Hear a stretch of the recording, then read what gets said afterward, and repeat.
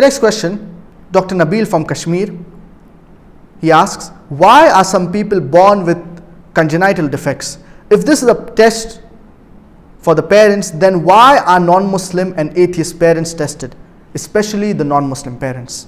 Allah subhanahu wa ta'ala says in the glorious Quran, in Surah Mulk chapter number 67 verse number 2, الَّذِي خَلَقَ الْمَوْتَ وَالْحَيَاةَ لِيَبْلُوَكُمْ أَيُّكُمْ أَحْسَنُ عَمَلًا. It is Allah who has created death and life to test which of you are good in deeds.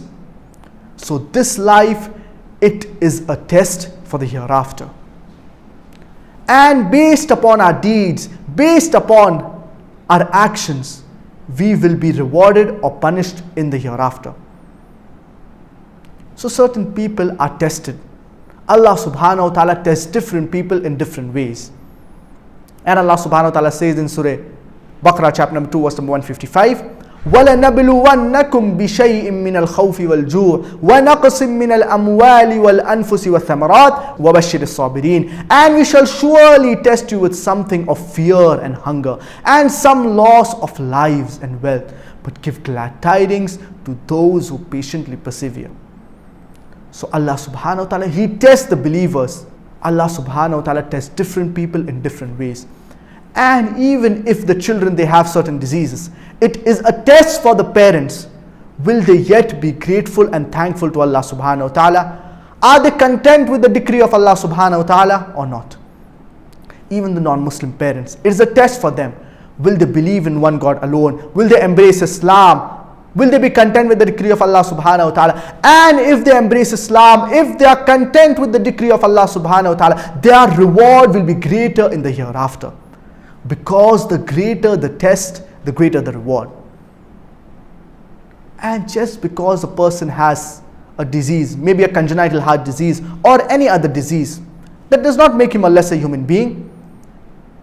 That does not mean that he is a less righteous person. Even if a person has a disease, he can yet enter paradise. And it is better for a person to enter paradise with a disease rather than entering hellfire without having a disease. So it is all based upon how you look at it. Because for us believers, the prime goal, it is the hereafter. This life, it is temporary, 60 years, 70 years, 80 years. As Allah subhanahu wa ta'ala says in Surah Al-Imran chapter number 3 verse number 185, كُلُّ نَفْسٍ ذَائِقَةُ الْمَوْتِ. Every soul shall have a taste of death. So every person, he will eventually die. This worldly life, it is going to end. The home of the hereafter, it is everlasting and it is eternal. So we should prepare for the home of the hereafter. And the criterion for judgment in the sight of Allah subhanahu wa ta'ala, it is taqwa, it is God consciousness. Even if a person, he has a disease, he may not have a leg, he may not have a limb, etc. But in the sight of Allah subhanahu wa ta'ala, he can be greater if he is a righteous person, if he has iman, if he has taqwa. And it reminds me of an incident of a person who did not have his hands and legs. And he was blind. And he was continuously reciting the adhkar. That is, he was remembering Allah subhanahu wa ta'ala, continuously reciting it, and he was thanking Allah subhanahu wa ta'ala. So some people, they passed by him and they asked him that you do not have your legs, you do not have your hands, you are blind, yet you are thanking Allah subhanahu wa ta'ala, yet you are remembering Allah subhanahu wa ta'ala. So he says that at least Allah subhanahu wa ta'ala, Alhamdulillah, Allah subhanahu wa ta'ala has given me a tongue wherein I can praise Him. I can do adhkar, I can recite the praises of Allah subhanahu wa ta'ala.